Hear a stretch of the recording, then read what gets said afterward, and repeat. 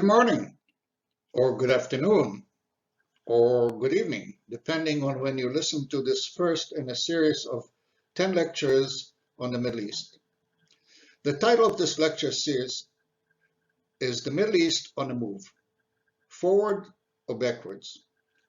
This series is an in-depth political review and analysis of the ever-changing dynamics in the world's most strategic yet most volatile region, which its future will affect not only the region's inhabitants, but likely all of us.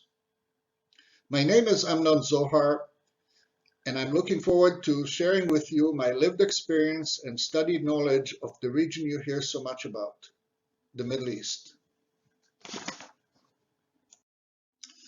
Just a few more words about myself.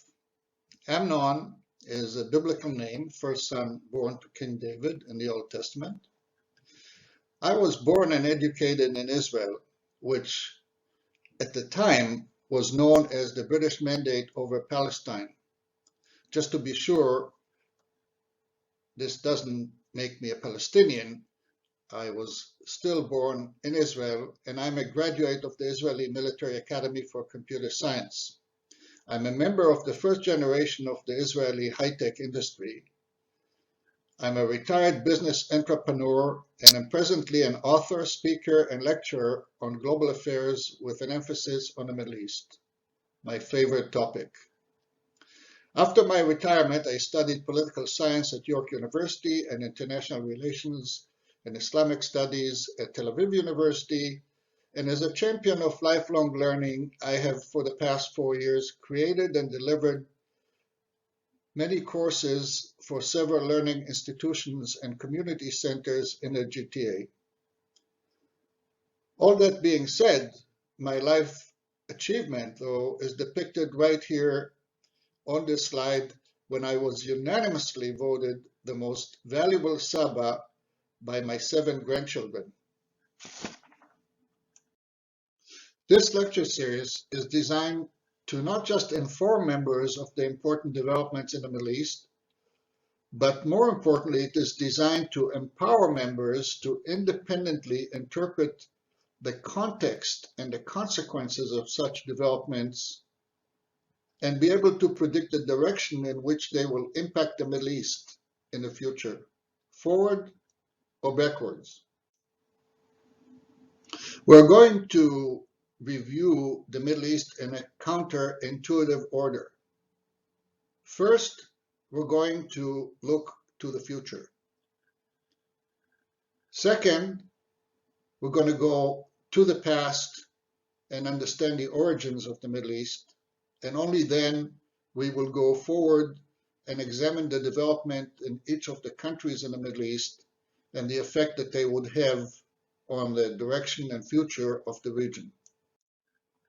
In the first lecture, we will paint 2 possible scenarios of the future of the Middle East: forward toward peace and prosperity through regional cooperation and collaboration to address its collective existential challenges, foremost climate change and resource scarcity, or backwards, descending into more conflicts, civil wars, famine, poverty, and humanitarian crisis. In the next lecture, we will examine the origins of the modern Middle East, dating back to the end of World War I and the fall of the Ottoman Empire, and the subsequent reconfiguration of the region by the colonial powers of Britain and France into what some will say are artificial borders of new nation states, the source of most of the conflicts that characterize the region for the past 100 years.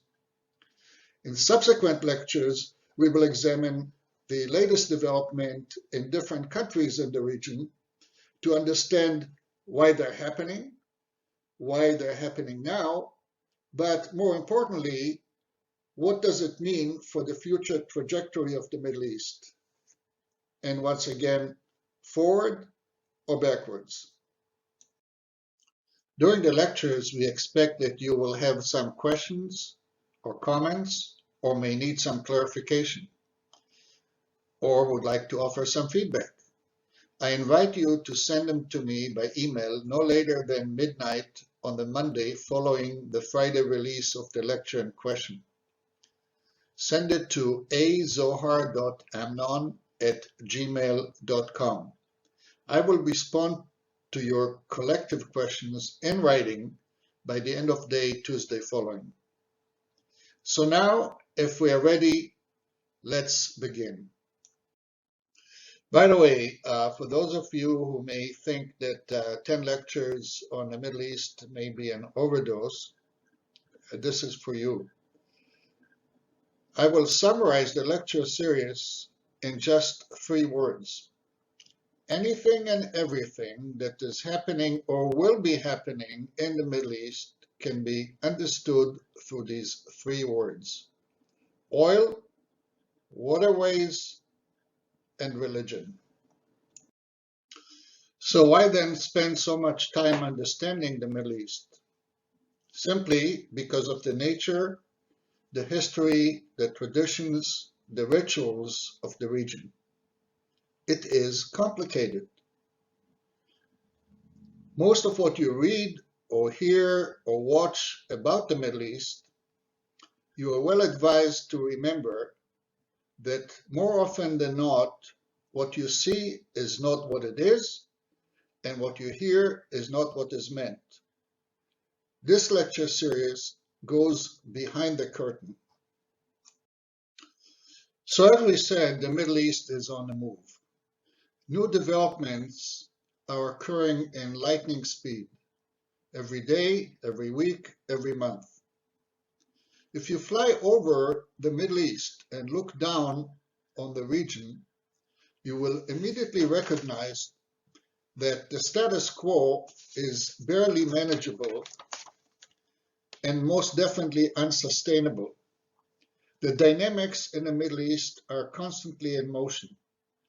It may go forward towards solving its existential challenges, or it could go backwards, descending into more wars, conflicts, and humanitarian and environmental crises. What we're trying to do is understand what may either scenario look like, what needs to happen for either scenario to prevail and accelerate, and what do we need to know to recognize progress in each direction. That's our mission for this lecture. 2021 was the most consequential year in the Middle East since the Arab Spring of 2011. Before we begin to paint the 2 scenarios, forward or backwards, we need to contextualize the major developments that occurred in 2021. First, these that bode well for a positive direction, and then those that may drag the region down to further escalation of regional conflicts. There's a new government since June of 2021 in the State of Israel. This is a historical event in the short life of Israel. First of all, it ends 12-year reign of Bibi Netanyahu and his right-wing Likud party. The new government is not a left or a center-left, nor is it a right or a center-right government, as has been the tradition since the state inception. It is a rainbow coalition from the extreme left to the extreme right and everything in between. It includes, for the first time, an Islamic party, an extreme left cabinet minister, and an extreme right prime minister. It excludes, for the first time, the ultra-Orthodox parties, which represent a trend toward religious reforms in the State of Israel. It is a razor-thin majority government forced to compromise on controversial policies, and it's totally representative of the Israel population at large. And therefore, it is taking a more compassionate, shall we say, approach to the plight of the Palestinians, not necessarily by moving toward a peace agreement or a 2-state solution or a 1-state solution or any solution, but rather through economic aid, job creation, freedom of movement through the checkpoints in the West Bank in order to reduce the tension in the West Bank and create an atmosphere that is more conducive to discussing the future resolution of the conflict. And at the same time, it is taking a proactive approach to the normalization and cooperation with the Arab world, following the normalization of relationship with the Gulf states and continuing to expand that strategy. Then, of course, there's a new president and a new administration in the United States, and it marks a substantial change in the attitude and policy of the United States toward the Middle East in general and the Israeli-Palestinian conflict in particular. Needless to say that in the last 4 years, there was a bromance between Bibi Netanyahu and Donald Trump. Trump was attempting to create this magic deal of the century, which fell on its face, mainly because it excluded discussions with the Palestinians. It was one-sided, and it was done for political reasons that went beyond the interest of the region. The new president, Joe Biden, has the Middle East as number 27, if I have it correctly, on the list of priorities. And of course, I'm saying it in jest. There's enough on his plate for domestic reasons. It is part of his foreign policy extension to remove the United States from interventions in regions of the world, including, of course, the retreat from Afghanistan, from Syria, and other places in the Middle East.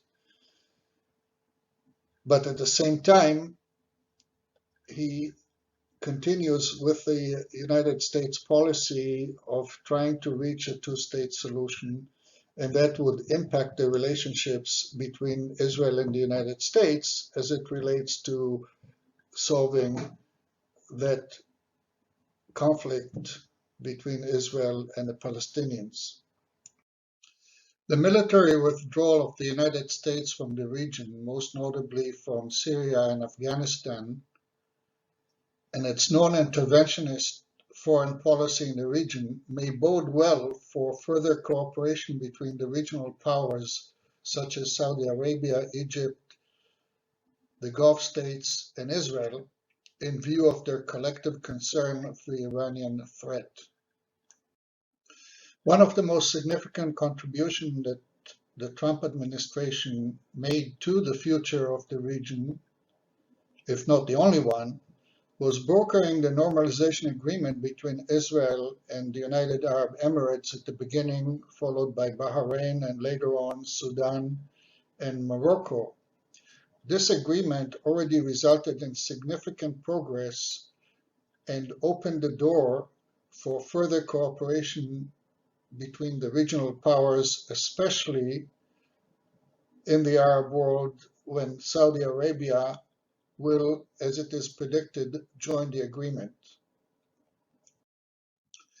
It is a little-known fact that Israel and Saudi Arabia have collaborated for a number of years right now on security matters, specifically in terms of technology exchange, intelligence sharing, mainly to avert terrorist jihadist activities in the region.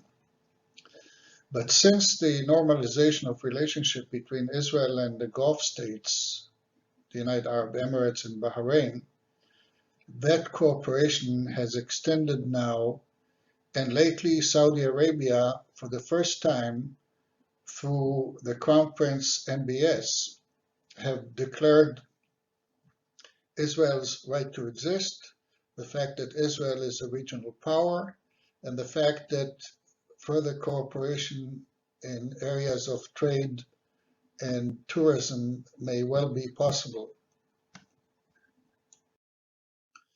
The relationship between Egypt and Israel that was sort of lukewarm during the Trump administration have warmed up as signified by the recent visit of the new Israeli Prime Minister Naftali Bennett with al-Sisi, the de facto military dictator of Egypt. I'm sure he would not appreciate that title, but nevertheless, during the Trump administration, Egypt's relationship with the U.S.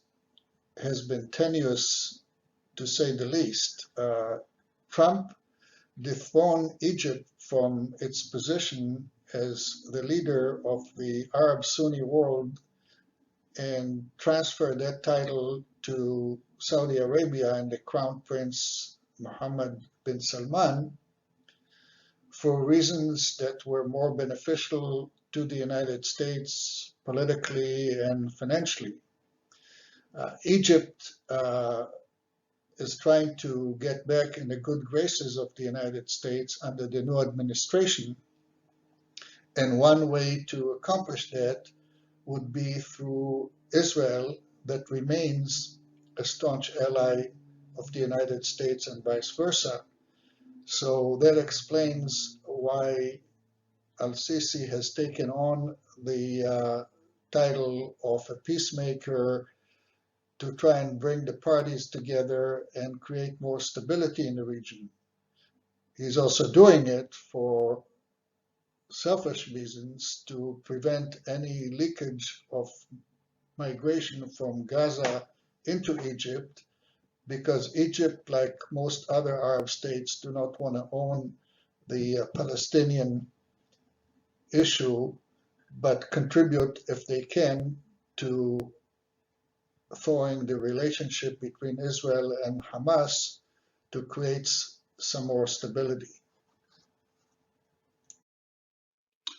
The last so-called democratic election in the Palestinian territories, Gaza and the West Bank, took place in 2006 when Hamas, the militant arm of the Muslim Brotherhood at the time, and as of today, won the election in Gaza, and Fatah, the political arm of the PLO, won the election in the West Bank.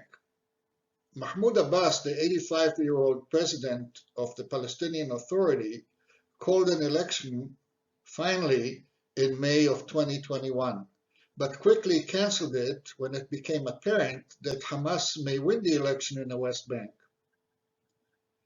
Had Hamas won those elections, Hamas, whose mission is to liberate Palestine by eliminating Israel, it may have triggered a regional war between Israel and Hamas, and therefore the cancellation of the election avoided this threat.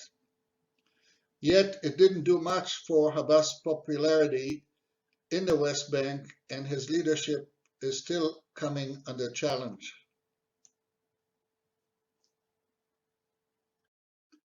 Since the 1979 Islamic Revolution in Iran, Saudi Arabia and Iran were locked up in a bitter rivalry for Islamic supremacy. Shia Iran and Sunni Saudi Arabia did not only rival on religious grounds, but mainly on oil and waterways such as the Straits of Hormuz, the gateway between Asia and Europe. This rivalry escalated into a civil war in neighboring Yemen, where the Houthi Shia proxy of Iran is trying to topple the Sunni regime backed by Saudi Arabia. Yet both Iran and Saudi Arabia have greater strategic priorities. Saudi Arabia MBS-led Vision 2030 to reform and rebuild the Saudi economy, and Iran, under severe sanctions and pressure to re-enter the nuclear agreement, are moving toward a possible detente. That bodes well for eliminating the most existential threat for a regional war in the Middle East. And finally, the Syrian civil war that raged since 2011 and that resulted in millions of dead, injured, and displaced refugees, with both Russia and the United States on opposing sides of the civil war. This civil war is now, after 10 years, simmering on a low burner. The US is out, the Kurds are controlling the north, and the Assad regime is still in power, backed by Russia. The future of Syria is grim. It needs to be reconstructed, rebuilt from the ground up, and may even be divided as a cohesive nation state. But fighting has virtually stopped, and the status quo is barely manageable, but one that allows progress of other strategic priorities in the region. So far for the good news, and now the bad news. The developments that may set the region backwards and maybe even into some serious conflicts, if not regional wars. First and foremost, of course, is the recent takeover of Afghanistan by the Taliban. We all watched it pretty well in real time. We were all amazed by the swiftness within which Afghanistan fell, and it's probably too early to predict the future of Afghanistan and the ability of the Taliban regime to govern the state and its institutions, from the economy to foreign affairs and so on.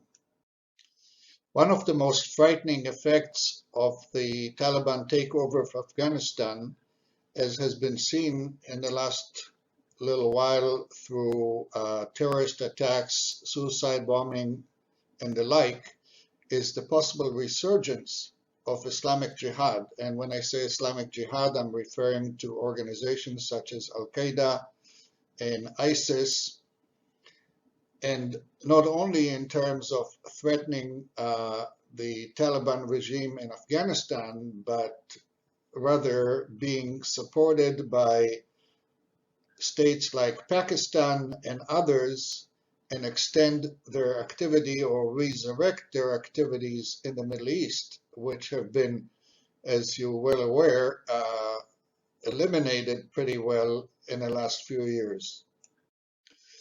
And now we're back to Iran. In August of this year, Ibrahim Raisi, the newly elected president of Iran, took office.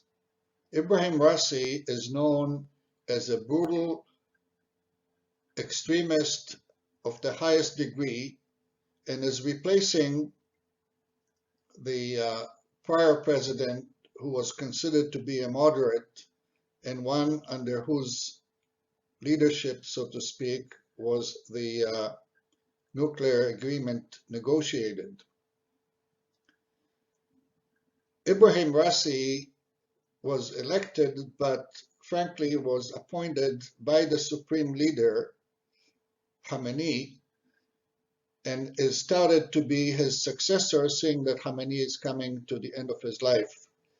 He is the most extreme of choices that supposedly ran for the presidency, and already demonstrated a hard line toward the West, toward renegotiation of the nuclear agreement, toward Israel, and continues therefore to be a threat, particularly in the relationship between Iran and the United States, needless to say, but more importantly between Iran and Israel, where Israel is absolutely dead set and determined to not allow Iran to become a nuclear power by whatever means possible.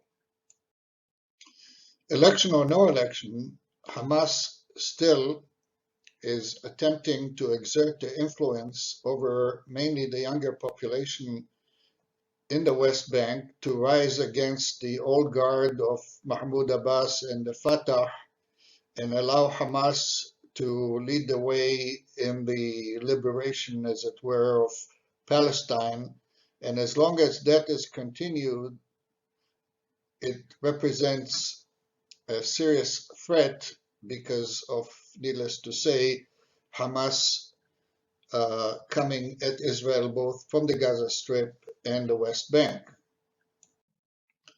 Even with the Egyptian brokered ceasefire between Hamas and Israel from the Gaza Strip, there are still occasional rocket attacks, fire balloons, protests on the border, and that situation has not ceased completely to allow the two parties to come to at least a permanent ceasefire and swap of prisoners, which is on the agenda.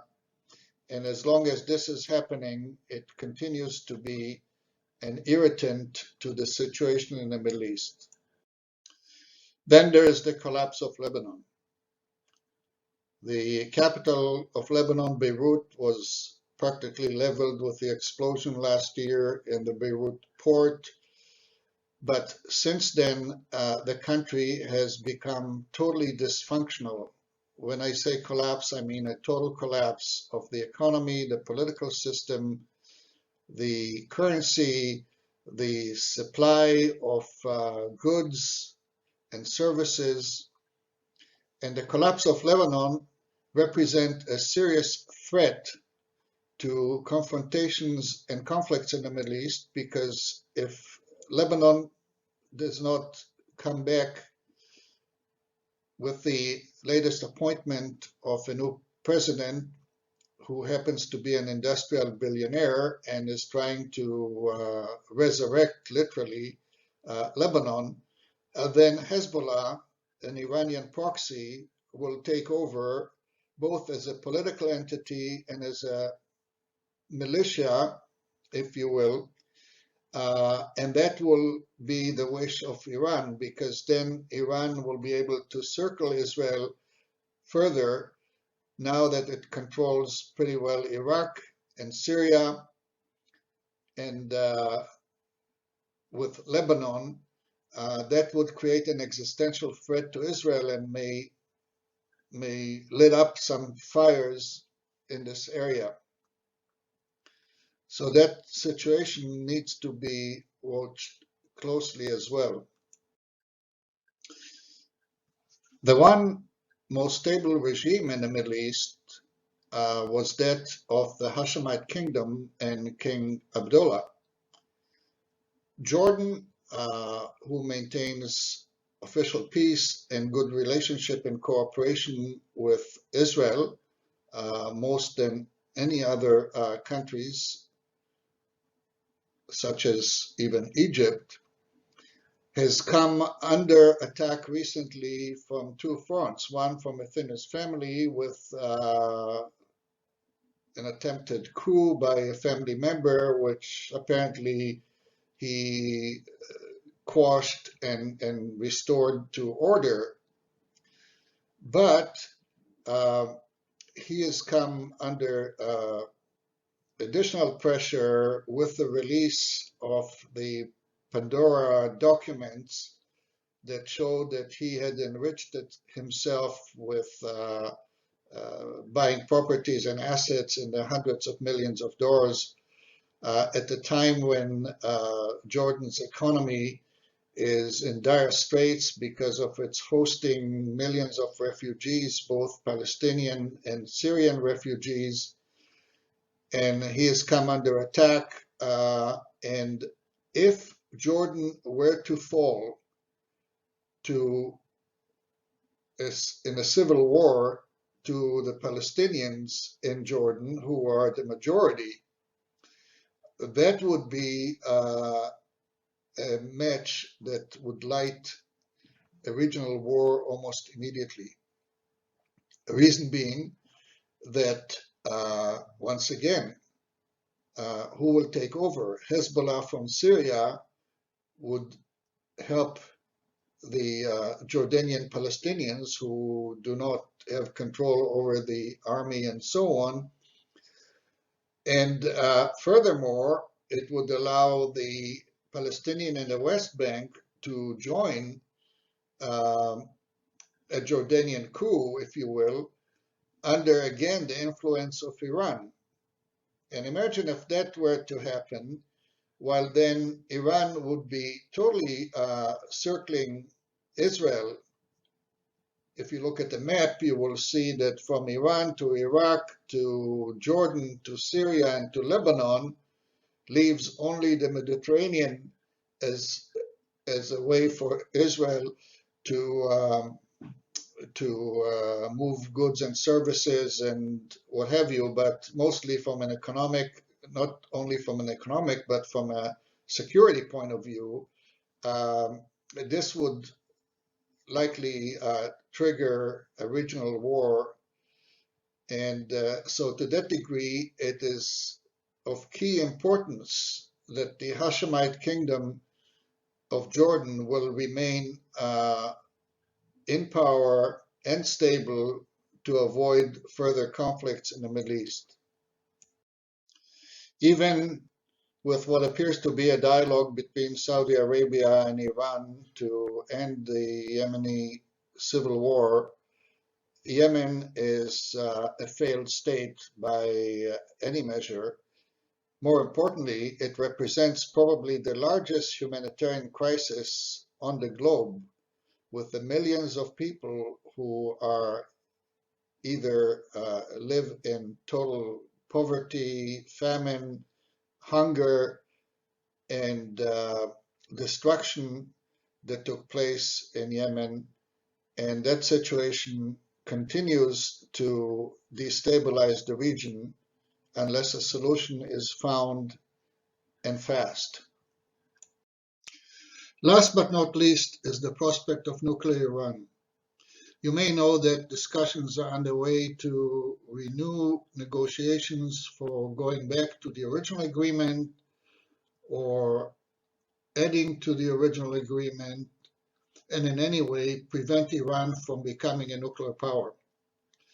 While this is taking place on the diplomatic level, Israel made it clear that it will not allow Iran to become a nuclear power. It has been reported, although not admitted by Israel, that it has taken different steps to disrupt or slow down the nuclear program over the last few years. Some of it through cyber attacks. Some accused Israel of target assassinations of Iranian nuclear scientists and other covert means. But the risk remains that if Iran, and especially under the new president who is known to be a hardliner, were to insist on becoming a nuclear power, this may ignite a regional war of all wars. This summary of the recent developments in the Middle East is a prerequisite to a deeper understanding of the region.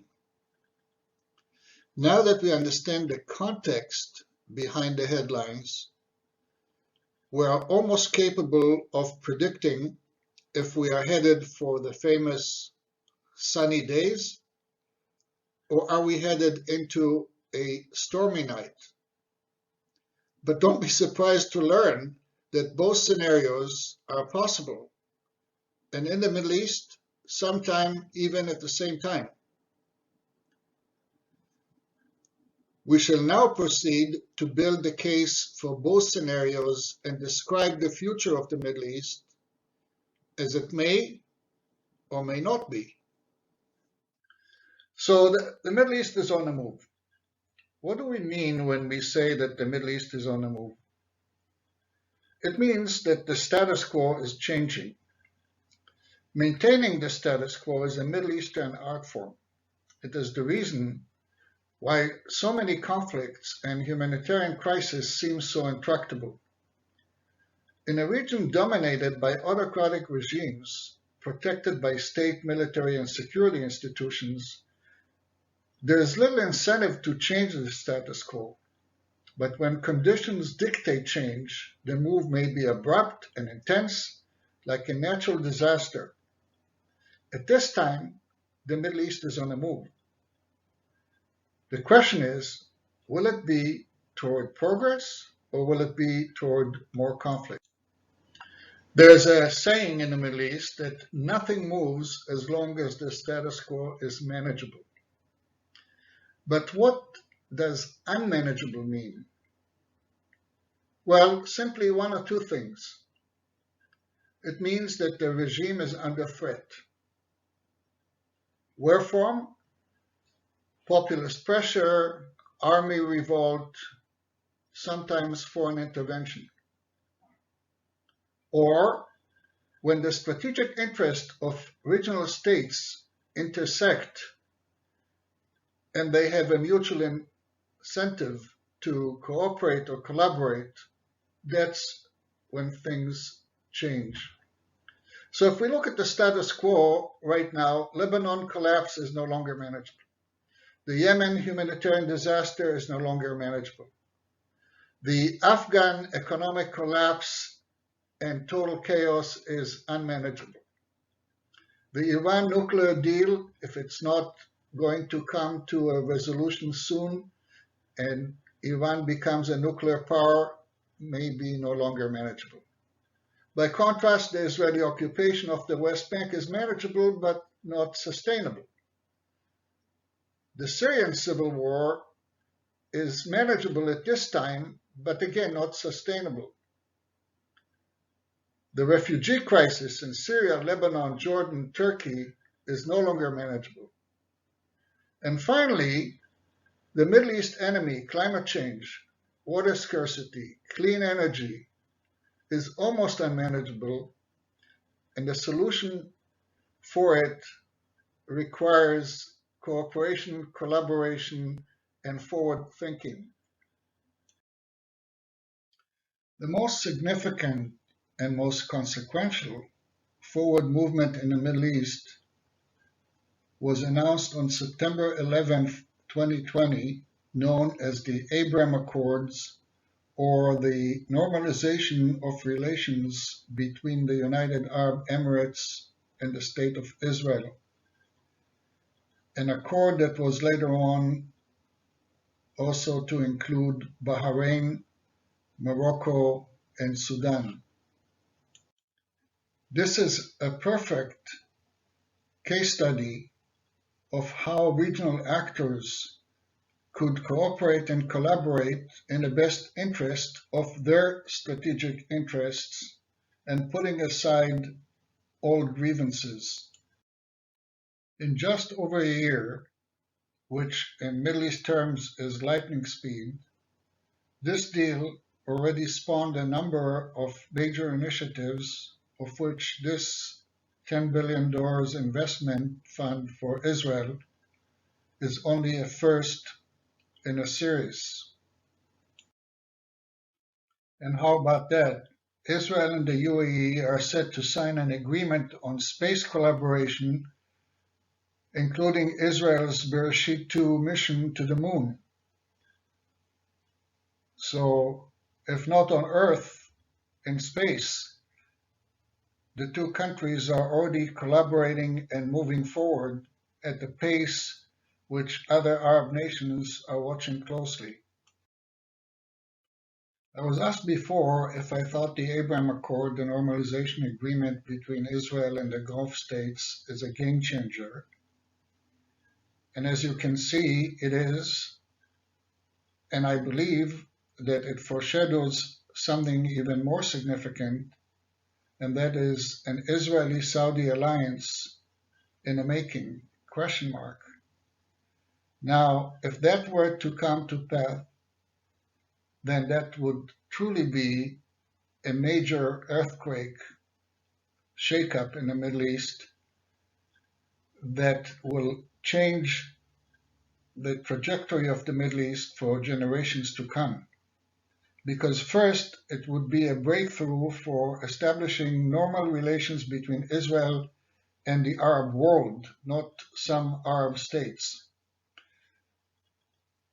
Saudi Arabia has the moral and religious authority as the leader of the Sunni world to ensure that normalization of relationship with Israel would become the standard for the Arab world. Second, the Palestinians, and specifically the PLO on the West Bank, would lose its only remaining power resource, its capability to obstruct normalization with Israel by Arab nations.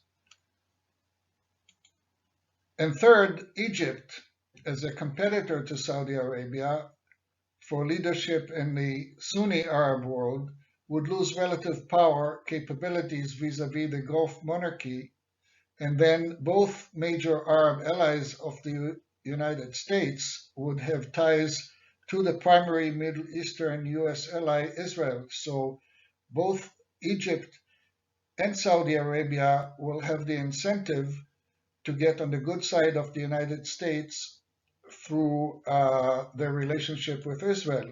Fourth, a strategic alliance between the Gulf states and Israel will transform it into the leading Middle East regional power, because such an alliance could facilitate development of superior Israeli technology and know-how to the financially highly potent Gulf state. And given the vision of Saudi Arabia, as known as Vision 2030, and the needs of the region for mitigating climate change, that would be the future trajectory of the Middle East. There's no better way to understand the Middle East than looking at maps. If in fact Saudi Arabia will join the Abraham Accords, it will form a sort of Middle East union of the Arab Sunni nations that will include the Gulf states, Egypt, Jordan, Israel, the Palestinian Authority, and likely Morocco and Sudan. A union like this, modeled after the European Union, with free movement for work and study, free trade and tourism, technology exchange, and regional infrastructure development, will not only become a regional superpower, but will be a formidable balancing bloc in the sphere of influence of the United States to the Russian-backed Iranian sphere of influence in the region. The economic, political, and humanitarian dividends will be just enormous. I must confess that I'm a real fan of Fareed Zakaria's GPS program on CNN on Sunday morning at 10 o'clock.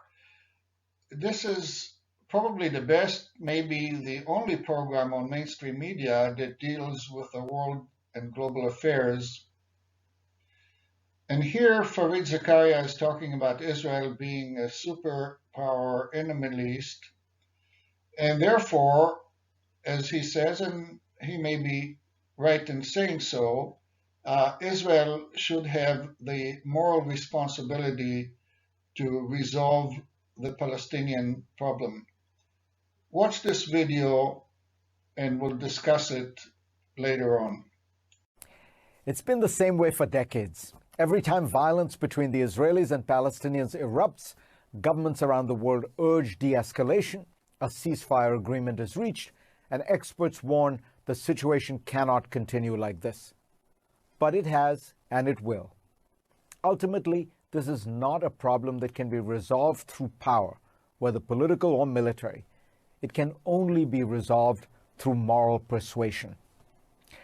The recurring pattern of violence obscures a seismic shift that has taken place over the last few decades.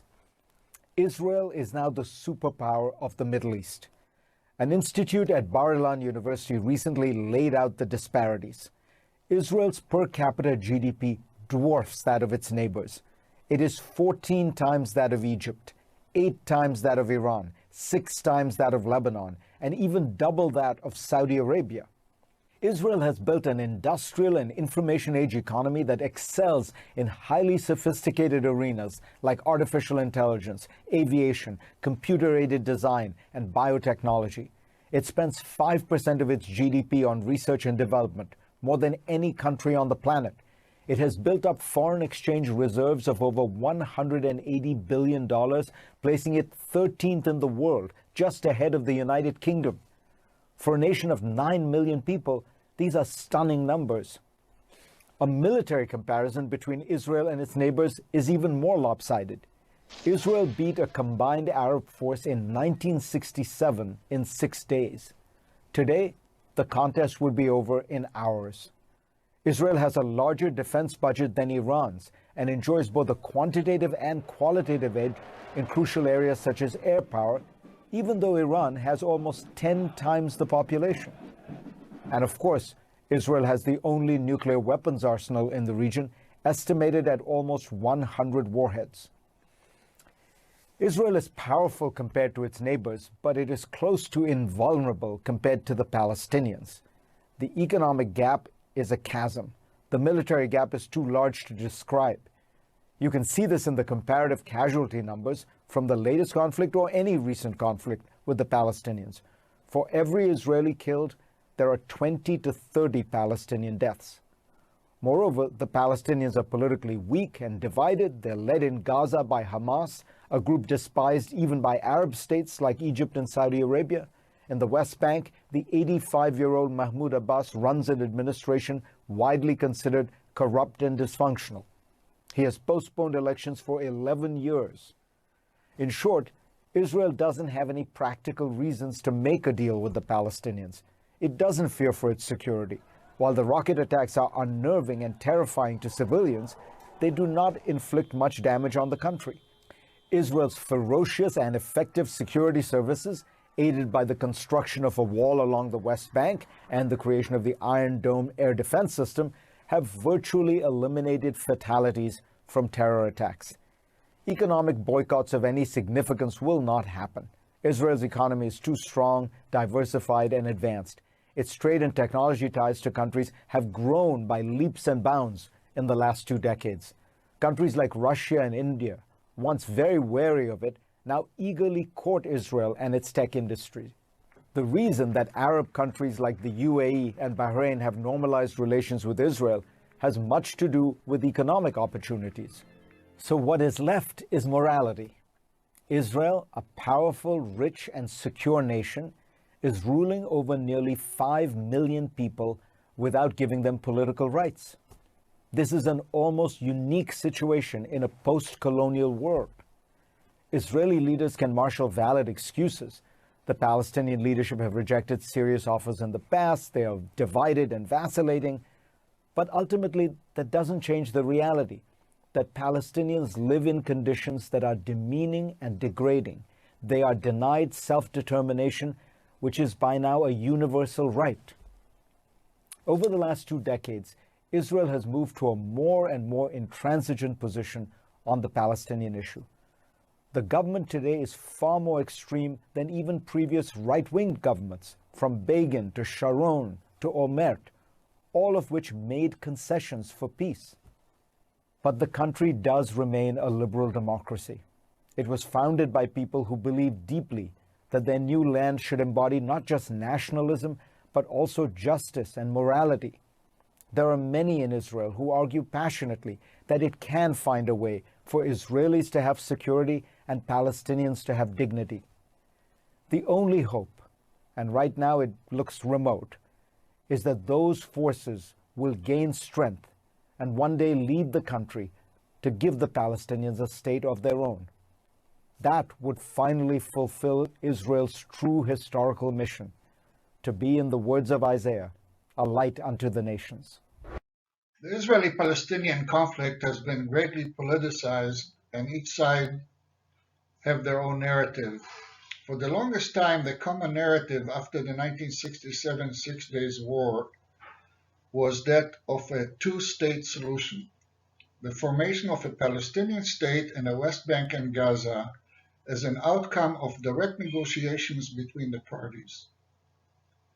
But 54 years later, after many attempts, offers, and rejections, this solution is no longer practical or realistic. If for no other reason, it addresses the 4.4 million Palestinian inhabitants of these two territories, of whom 1.3 million live in UN refugee camps. The total number of Palestinians in the Middle East is close to 10 million. Mind you, 2 million are Israeli citizens and likely will choose to retain their status, and 1.5 million Jordanian citizens may choose to do the same. That still leaves an additional 1.5 million Palestinians in refugee camps in Syria, Lebanon, and Jordan who would opt to be resettled in a Palestinian state.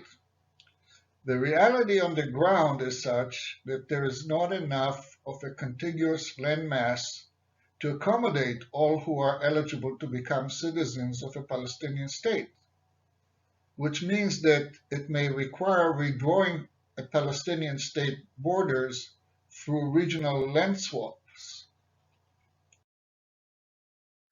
In fact, such discussions have taken place,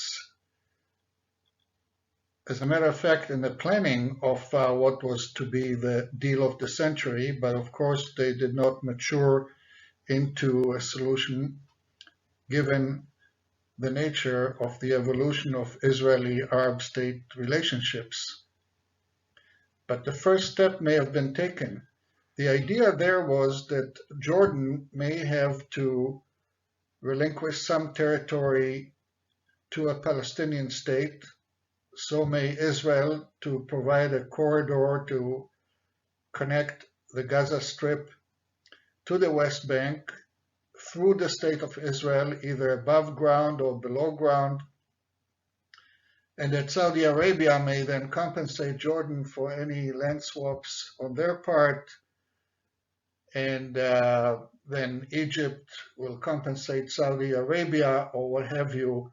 The whole idea, though, goes back to the notion that resolving the notion of the Palestinian state that has been the stumbling block for peace in the Middle East for the last 74 years is in fact a situation that must be resolved through regional cooperation and not just between Israel and the Palestinians.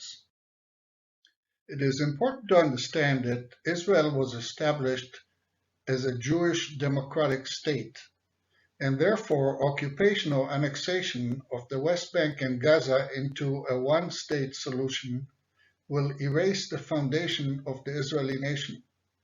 For that reason, occupation and annexation are not in the best interest of Israel. We already mentioned the reality-based challenges of creating a two-state solution. Political analysts, pundits, think tanks are spending a lot of time, as does your humble lecturer, to come up with reasonable and viable solutions. Here is one that brings up the concept of a union, although a four-state solution is clearly ludicrous in my own mind, but it demonstrates that more regional creativity, courage, and collaboration may be required to resolve the conflict, or external conditions are going to take over to the detriment of both the Israelis and the Palestinians. There's an Arab proverb that says that the enemy of my enemy is my friend. As a result, things that were absolutely inconceivable not too long ago may become a reality in an astonishingly short order. Hence, the Middle East Union, in opposition to Iran's expansionist forays, is not a pipe dream.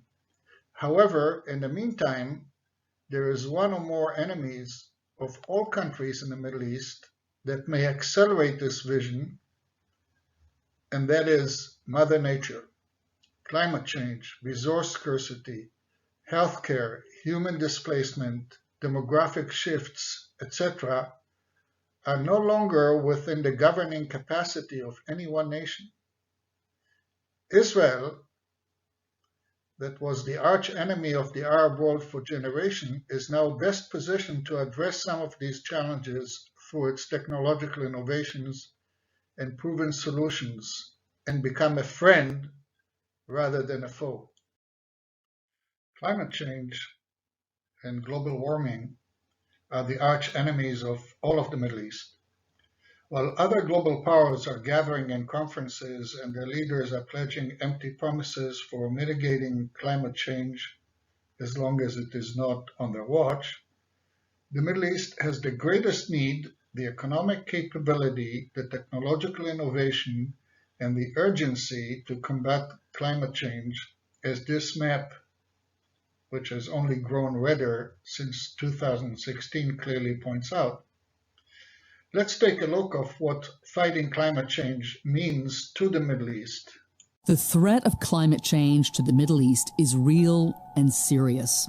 The region is the driest in the world, and it's about to get a lot drier. Temperatures are set to rise by 5 degrees Fahrenheit in coming decades, with an expected drop in rainfall by 20%. The Middle East might be the first region to run out of access to fresh water. Already, half of its people live in conditions of water stress. With the population set to hit 500 million by 2025, the pressure on governments to supply fresh water will only increase. That's dire news for a region already mired in conflict. Every major river in the Middle East crosses international borders, which means the wars of the future could very well be fought over access to water. The impact of climate change is also economic. Agriculture forms a large part of regional economies, with 85% of water in the Middle East consumed by farmers. A reduction in access to fresh water will hit the region's vital agricultural sector hard, with millions potentially forced to relocate to already crowded cities. Add that to the current toxic mix of high unemployment, a growing population, and political instability, and the region is looking at a recipe for more disaster. But the problems of the near future can be averted with action today. All Middle Eastern states signed the Paris Climate Agreement in 2016. Now is the time for leaders to focus on their shared challenges posed by climate change. Read more on this growing threat to the Middle East in MEI's latest book, From Chaos to Cooperation Toward Regional Order in the Middle East. You can find it on Amazon. A recent study by a global consultancy of MENA being the Middle East and North Africa, identified these 5 as the key trends that will impact the Middle East or are already impacting the Middle East: demographic and social change, rapid urbanization, technological breakthroughs, shift in global economic power, and of course, climate change and resource scarcity. Spend a minute looking at this chart and some of the narrative, and the one that stands out to me more than anyone is that 40% of the population in this region are under 25. And that means a number of things. It means that the younger people are looking for a better future, the younger people have more ambitions, the younger people have less baggage in terms of historical and traditional grievances.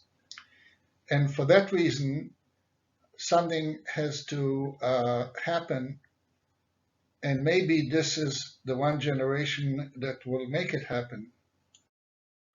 Here are some more statistics relative to these 5 megatrends. Take a minute to look at this chart.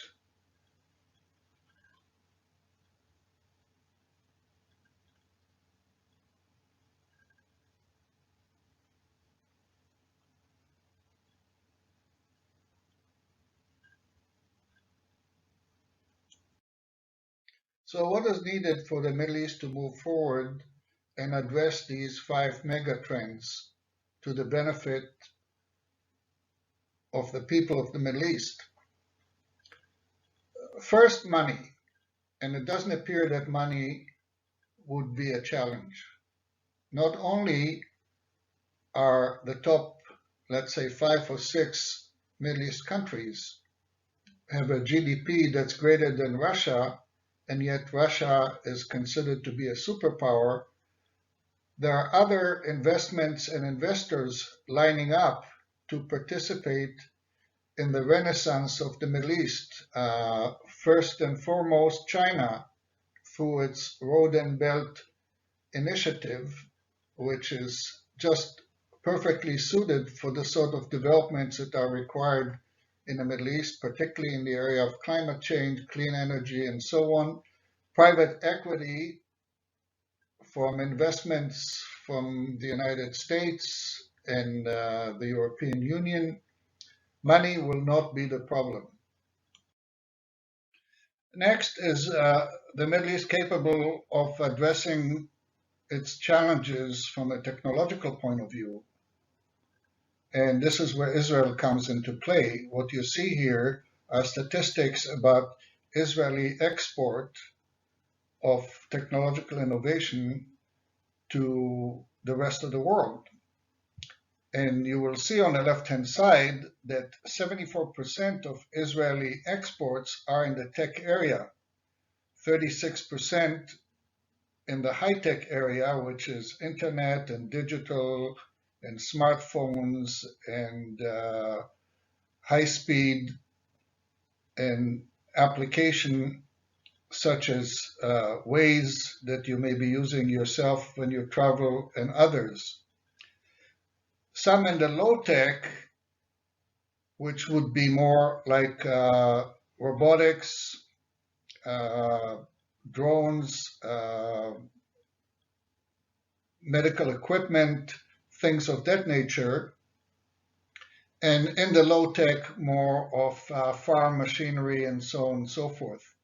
All which are highly needed around the world and are feeding Israel's economy, which today is considered to be the strongest economy in the Middle East, but more so that is required to address the ambitions of the Middle East countries in developing the Middle East and addressing their challenges. You will see on the right-hand side that Israel exports to all regions of the world except for one, the Middle East. Why? Of course, because Israel was boycotted and there were no trade agreements or peace agreements between Israel and the other countries, and even the peace with Egypt and Jordan that dates back more than 20 years did not result in a lot of trade. Well, now, with the wave of potential investments in development of the Middle East, this may not only create a bonanza for the Israeli economy, but will benefit definitely Saudi Arabia and the Gulf state, Egypt, and those other potential members of the Middle East Union. Next, there is the question of the resolve, the courage, and determination to move the Middle East forward. And that energy comes from Saudi Arabia and led by Mohammed bin Salman, MBS, the Crown Prince. He is running the Vision 2030 plan for Saudi Arabia, which is aimed to create a vibrant society, a thriving economy, and an ambitious nation, creating opportunities for entertainment and tourism and clean energy and development of new urban centers. And all this would require the collaboration and participation of a workforce that may not be available in Saudi Arabia, of technology that may not be available in Saudi Arabia, and of investments that would come from other countries. So all the ingredients seem to be there to move the Middle East forward, and where there's a will, there is a way. أنا أعتقد أن أوروبا الجديدة هي الشرق الأوسط.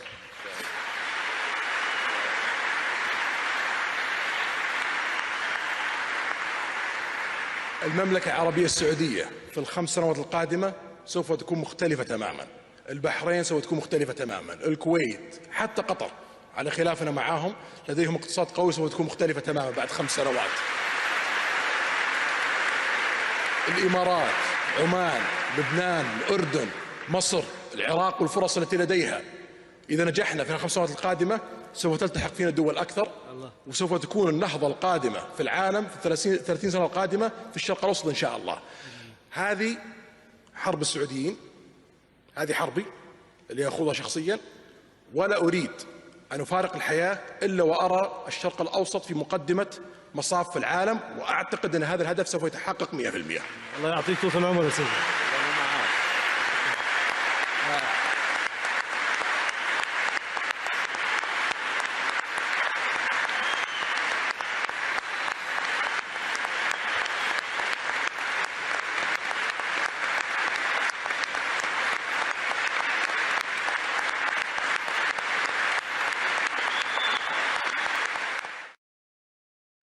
Vision 2030 is not only a vision, it is backed up by specific and highly ambitious goals and objectives that are measurable and attainable during this period of time.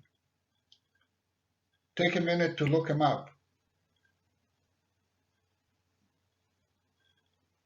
Cynicism runs deep in the Middle East, and mistrust has shaped much of the bonds between societies. The lack of interstate trade and communications is among the reasons for the continued hostility. Now, however, 2 new mega-projects are in the work that seek to embed the rival nations in a web of commerce. Dubbed as the Tracks for Regional Peace, and the other project being the megacity of Neom, the 2 initiatives seek to physically connect Israel to the Arab world and in the process normalize those ties. So let's talk about these geo-economic ventures and how they affect Arab-Israeli relations. The Middle East is undergoing a historic transformation. Some walls are coming down and new doors are opening. Israel, in particular, is on the verge of normalizing its relationship with its Arab neighbors. Since its inception in 1948, Israel has had to deal with belligerents on all sides. Allies have been few and far between. The result of this status quo was conflict upon conflict. And although Israel emerged triumphant in each encounter, a single defeat could undo everything. For Israel, therefore, it was imperative to fix its relationship with its neighbors. Failure to do so would deeply harm the longevity of the Israeli statehood. Now, after decades of futile efforts, normalization seems within reach. In August 2020, the United Arab Emirates announced a deal to open regular air travel and diplomatic communications with Israel. This was then followed by similar announcements from Bahrain, Oman, Sudan, Morocco, and Saudi Arabia. Backdoor diplomatic relations already existed since 2005, and even though every Arab state has its own distinct reasons to normalize ties, there are a few overlapping considerations. First and foremost, Pan-Arabism and Pan-Islamism has lost influence and credibility in the Arab world. This has come at the expense of the Palestinians. For decades, the Arab world, enshrined by Pan-Arabism, had granted the Palestinian leadership the ultimate veto in normalizing relations with Israel. This fixed equation gave the Palestinians extraordinary geopolitical weight. With the decline of Pan-Arabism, however, the Palestinian veto expired. Bilateral ties took precedence, while multilateral or regional institutions like the Arab League declined in importance. Oman started accommodating Israeli lawmakers, Bahrain hosted Israeli business delegations, Qatar worked with Israel to supply humanitarian aid to the Gaza Strip, and Saudi Arabia acquired Israeli weapons and technologies. Another fact that enabled normalization with Israel was the advent of a proactive Iran, and the Arab Spring that embellished Iranian influence. The weight of alliances is fundamental to the distribution of power.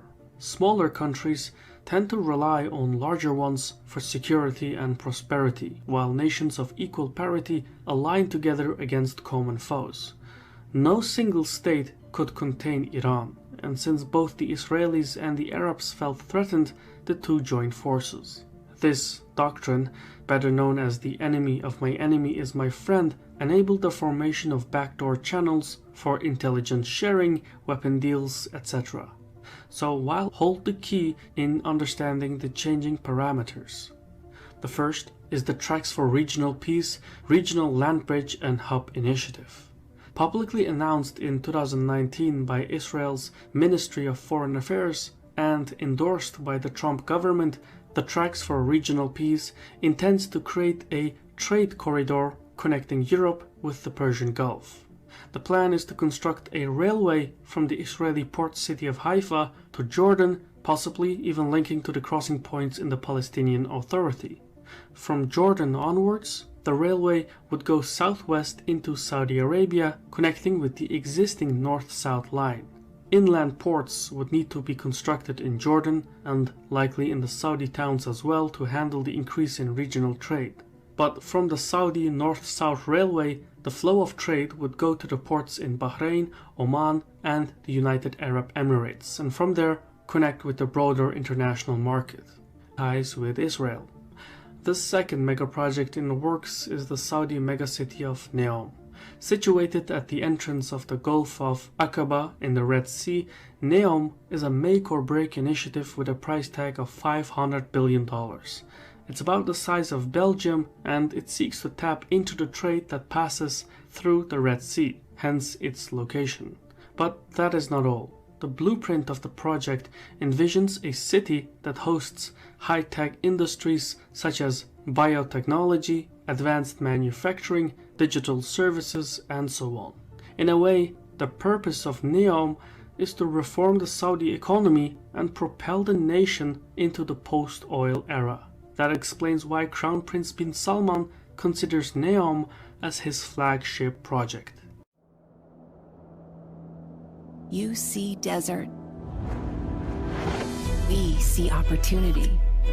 You see the sun. We see inexhaustible energy. You see ancient lands. We see the world tomorrow. This is Neom. 26,500 square kilometers of desert, valleys, mountains, and coastline. A living laboratory, home to the brightest minds dedicated to the sanctity of all life on Earth. Where ecosystems of abundant plant, animal, and ever-enriching marine life will thrive as never before.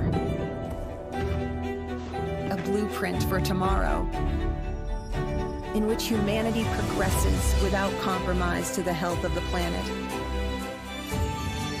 Where technology will advance in harmony with nature.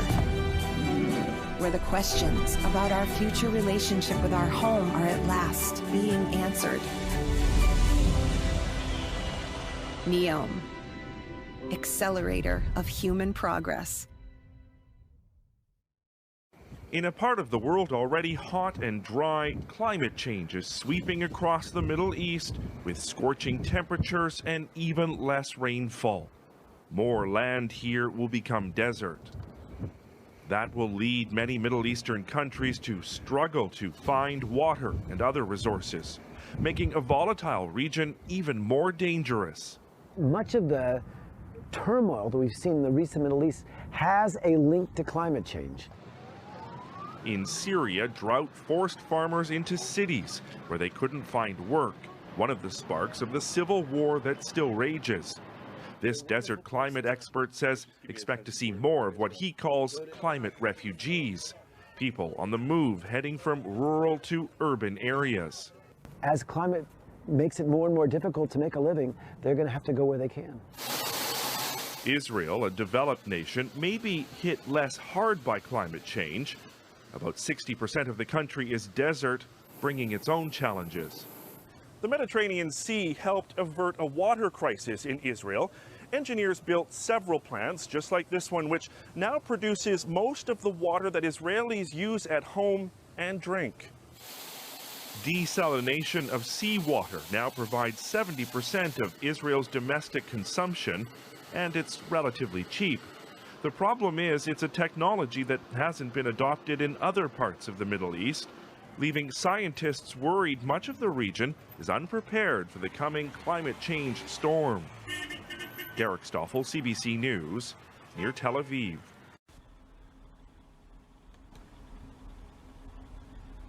Abraham Accords are helping Israel transform the Middle East. Diplomatic affairs, how the deal with the Gulf states is helping Israel improve relations with its first generation of Arab partners. John Kerry, the former U.S. Secretary of State currently serving as President Joe Biden's special climate envoy, finally got to help hammer out and watch the signing of a Middle East agreement on Monday. It wasn't, however, an Israeli-Palestinian accord, one that former Defense Minister Moshe Ya'alon said Kerry was obsessive and messianic about brokering. Rather, it was the signing in Dubai of a tripartite energy-water accord between Israel, the United Arabs, and Jordan. Under this accord, a government-owned UAE firm will build a massive solar energy facility in southern Jordan, which will then sell the energy to Israel. Israel, in turn, will either build a new desalination plant or provide Jordan, via its current desalination facilities, with some 200 million cubic meters of water per year, quadrupling the amount of desalinated water it currently sells the Hashemite kingdom. Kerry, standing alongside UAE Crown Prince Mohammed bin Zayed, looked on as Energy and Water Resources Minister Karen El-Arar, UAE Climate Change Minister Mariam Olmeri, and Jordan Water and Irrigation Minister Mohammed Al-Najjar signed the agreement. So the forward-looking vision for the Middle East is a Middle East Union. Will it happen? We don't know. But if it did, it will immediately deliver some significant benefits and move the Middle East forward faster than any other region in the world. Economic development will take place in Gaza and the West Bank and improve the plight of the Palestinians, both in the refugee camps and in town and cities that will be built. It'll be paid by Saudi Arabia, the United Arab Emirates, potentially through the Chinese Road and Belt Initiative, private equity investments from the United States, from Europe, Israel technology, US equipment and investment. It'll be a true peace with Saudi Arabia, the United Arab Emirates, Egypt, Jordan, and of course already Morocco, Bahrain, and other GCC countries. The MEU will be a balancing power to the Iran, Iraq, Syria, Turkey, if it gets into this fold, and Russia and Lebanon. And it'll provide for the security of the Middle East Union. Israel annexation of settlements will be facilitated and be brought into the fold of the Israeli state. And at the same time, Palestinian, Israel, Jordan, Saudi Arabia, Egypt will negotiate land swaps to create meaningful borders for the establishment of a Palestinian province, federation, or Palestinian state, depending on circumstances. Now, that will open up the Middle East for trade and tourism and jobs and investment and technology and refugee resettlement, infrastructure development, and so on. Will it happen? That's the hope. The advantages that will accrue to Israel as a result of a possible forming of a Middle East Union, as we described, are clear and compelling. And the question is it the same for the Arab nations, Saudi Arabia, the Gulf states, Egypt, Jordan, and the Palestinians? And the answer is a resounding yes, in my opinion. For instance, the Saudi-UAE axis views a closer relationship with Israel as an indirect means of preserving its partnership with Washington.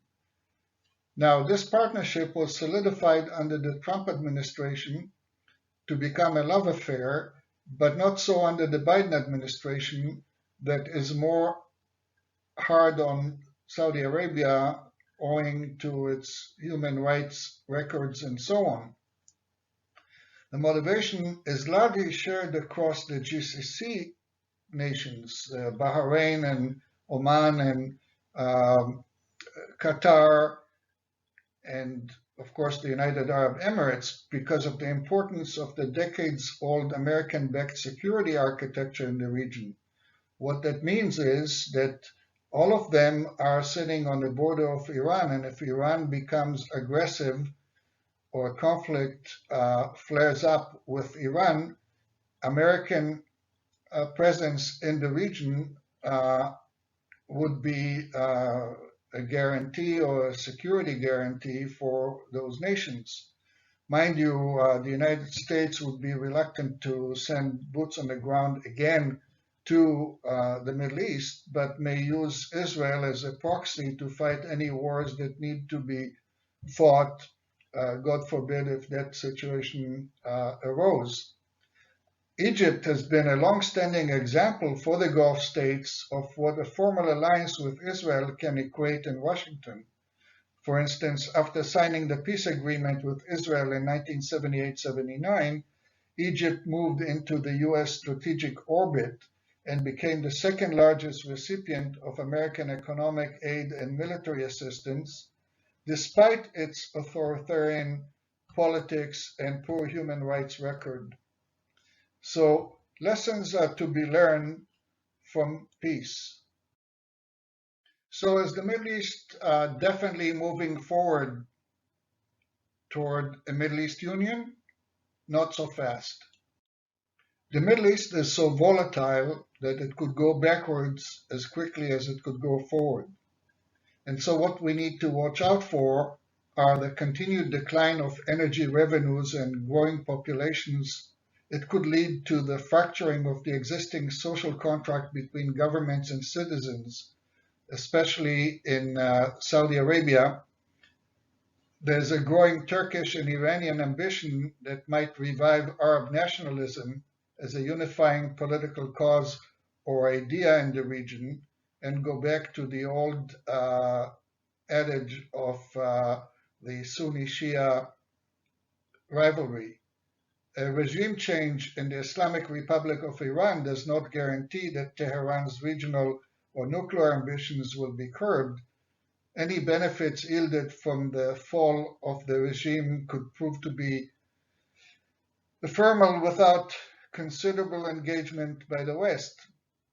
And that's not been assured at all. Changes in the dynamics of great power competition in the Middle East might bring about significant changes in the structure of regional camps, which will not necessarily prove helpful for advancing Israel's core national security interests.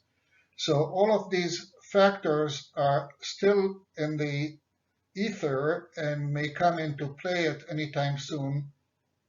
So as you watch developments in the Middle East going forward, watch out to see that some of these things are not either slowing down or reversing a trend which is clearly at this time pointing in a forward direction.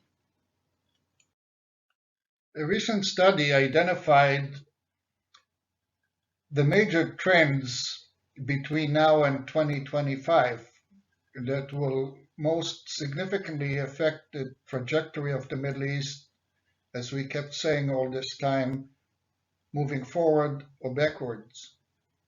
The Middle East will gain rather than lose strategic importance between now and 2025. The youth bulge will not yet be absorbed and may have major effects absent a profound political change, and that political change may well be further normalization, if not the creation of a Middle East Union. Diminishing governability of Middle East nation states, that's already happened in places like Lebanon and Yemen and to some degree in Syria, and that is a sign to be worried about. A scenario where a non-state entity with mastery of a significant ungoverned area has weapons of mass destruction in its possession is a real possibility. I don't know that this is an imminent risk, but it reminds us of the past, where an organization, a terrorist organization like ISIS, could, in short order, conquer swaths of lands and declare a caliphate and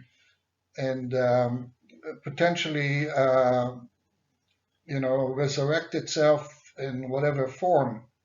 The nuclearization of the Middle East, either in a hedging perspective or in an overt fashion, coupled with their long-range delivery capability, could be a game changer in the Middle East, which will potentially trigger an arm race and, more worryingly, nuclear arm race, where Saudi Arabia would quickly jump on that wagon. The Arab movement has passed. It is now the non-Arab powers that are in ascendance, and it is the Arabs who are feeling threatened as Iran expands its reach into the region and the United States reduces its commitment. And so that creates a sense of urgency for moving forward in the direction that we described, because if you let time pass until 2025 and nothing like this happens, it may reverse and go backwards. And of course, in the Middle East, anytime, any day, accidents and strategic surprises will probably happen. So brace yourself and follow development as they occur on a day-to-day basis. So now it's time for closing arguments. For the optimist, Saudi Arabia normalization agreement with the State of Israel joining the Gulf states, Morocco and Sudan, possibility. Formation of a Middle East Union, desirability. Settlement of the Palestinian conflict, inshallah, or with God's help. Refugee settlement, regional cooperation and redevelopment. Middle East superpower will emerge, will be the world leader in clean energy and technology. And the end of Syria and Yemen civil war, potentially through some reconfiguration of these states, is still a possibility. For the pessimists, escalation of regional war between Iran and Israel and allies. Maybe if the whole nuclear agreement blows up and Iran becomes a nuclear power and threatens the region. A return of ISIS and Al-Qaeda to the region and beyond. The fall of Lebanon into Hezbollah's hands. Hamas winning elections or overthrowing Fatah in the West Bank. A world coup in Jordan, enter Iran and Hezbollah, could trigger a regional war. A climate change catastrophe that will set the region back and create some disastrous humanitarian crises. Civil unrest and armed violence could spike, and state capacity to manage all these situations may evaporate. So if you're a pessimist and you watch the Middle East and you gave up on its prospect for moving forward, watch out and hope that none of that will happen. So do we know the answer? Is it going to move forward or backwards? Not really, but there are things to consider. Relationships between most Gulf states and Israel are not new or uniform, but changes in regional dynamics have given some GCC members a new strategic imperative for drawing closer to the former adversary, and that is a good sign for going forward. Animated by a host of regional threats and the need to keep the United States engaged in their security, the Saudi-UAE axis has broken with the Arab world's long-standing Palestine first policy in pursuit of an alliance with Israel. And while these states have deemed normalization more of an asset than a liability at this juncture, an open relationship is not without risk and cost that may become more apparent down the road. So we're going to all sit down, watch what develops, predict what the future would be, and hope for the best. This concludes the first lecture in our series. Thank you for your attention, and see you next week. Next week in Lecture 2, we will go back to understand the history of the modern Middle East and its creation, the source of most of the conflicts and the challenges that are besieging the region nowadays.